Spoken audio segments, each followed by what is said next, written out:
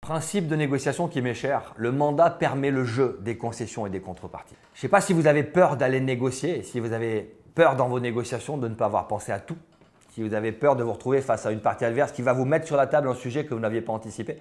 Ça nous arrive à tous en tant que négociateurs. Et la meilleure façon d'éviter ça, c'est de prendre le temps de construire un mandat. Le mandat, on peut le faire tout seul. On peut le faire quand on est à la fois décideur et négociateur, même si ce n'est pas ce que je préconise. J'ai d'autres vidéos qui vont vous parler de ce sujet, de la séparation de la négociation et de la décision. Mais si vous êtes décideur et négociateur, la première chose, une fois que vous avez fait votre enjeu, c'est d'établir votre mandat. Quels sont les sujets de négociation que nous allons aborder? C'est-à-dire tous les sujets sur lesquels je peux donner quelque chose à la partie adverse ou demander quelque chose à la partie adverse. Sur chacun de ces sujets, quel est mon point d'entrée? Le point d'entrée, c'est ce que je pose sur la table. C'est ma première demande, ma position. Quel est mon point de rupture sur chacun des sujets? Où est-ce que je m'arrête? Qu'est-ce qui va me permettre de dire qu'on arrête la discussion? Et ce que je positionne également, ce sont les points de bascule. Le point de bascule, c'est à partir de quand on doit faire un break, on doit s'arrêter pour réfléchir à la prise de décision. Il arrive un moment, quand on avance dans les sujets de négociation, où on doit savoir si oui ou non on continue à négocier. Vous pouvez aussi négocier ce mandat à l'interne.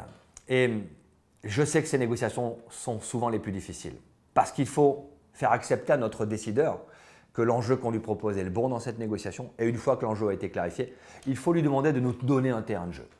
Je parle de terrain de jeu parce que je pense que le jeu des concessions et des contreparties, c'est le cœur de la négociation. On parle souvent de compromis, ne pas faire de compromis. J'ai vu ça assez régulièrement. Bien sûr que la négociation, c'est l'art des compromis.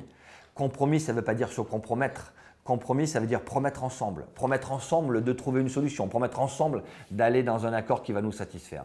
Et je pense que ce jeu des concessions et des contreparties, la balance des gains et la balance de ce qu'on concède, eh bien ça relève d'une négociation interne. Donc ne partez pas négocier sans mandat. Ne partez pas négocier sans savoir sur quel sujet vous êtes prêt à aller, sur quel sujet vous êtes prêt à concéder, sur quel sujet vous ne céderez rien, les sujets qui sont non négociables. Votre mandat vous permettra d'exercer ce jeu des concessions et des contreparties et finalement de mener votre négociation en obtenant autant de gains que vous pouvez, mais en laissant aussi la partie adverse avoir les gains qu'elle mérite.